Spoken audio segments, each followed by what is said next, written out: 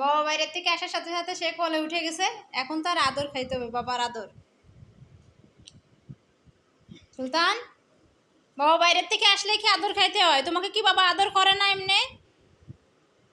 আমার মনে হয় যে মানে হয় না যে মানুষের বাবা মা বিদেশ থেকে আসলে যেরকমের সুলতানের বাবা মানে 1 ঘন্টার জন্য বাইরের থেকে আসলে সুলতান এমন করে, মনে হয় বিদেশ থেকে আসছে 2 বছর পরে। দেখেন কেমনে ধরে রাখছে হাতটা দিয়ে একেবারে।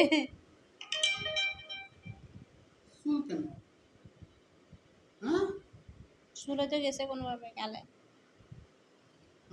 চুল চলে গেছিল মুখে। আমার চুল ধরে টানাটানি করছে, এজন্য মুখে চুল গেছে। আমার চুল ধরে টানাটানি করছো তুমি? আমি শুয়ে থাকলে তো আমার চুল ধরে টানাটানি করো।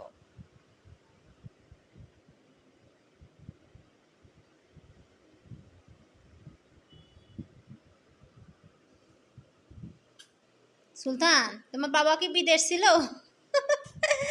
আমার হাসি ভাই, আমি বুঝি না যে 1 ঘন্টার পরে বাবা মানে 1 ঘন্টা যদি বাইরে থেকে ঘরে ফিরে, তাহলে তার আসে 10 মিনিট তার আদর খাওয়া লাগে।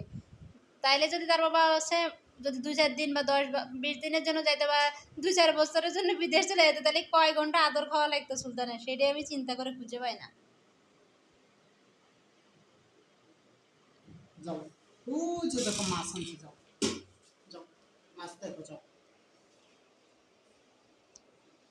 সুলতানের যে কোলেতে নামছে, দেখেন মিকোর চেহারাটা কেমন কালো হয়ে গেছে। সে মুখটা কালো করে বসে আছে যে বাবা ওরে কোলে নিল, আমাকে কেন কোলে নিল না।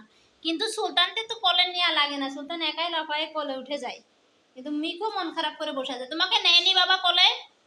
মিকো এমন পারছেন যে তাকে আগ্রহ করে বাবা কোলে নিতে হবে বাইরে থেকে এসে। আর সুলতান যেই বাইরে থেকে আসুক, বাবা মা কোলে তাকে নিতেই হবে, জোর করে উঠে যাবে।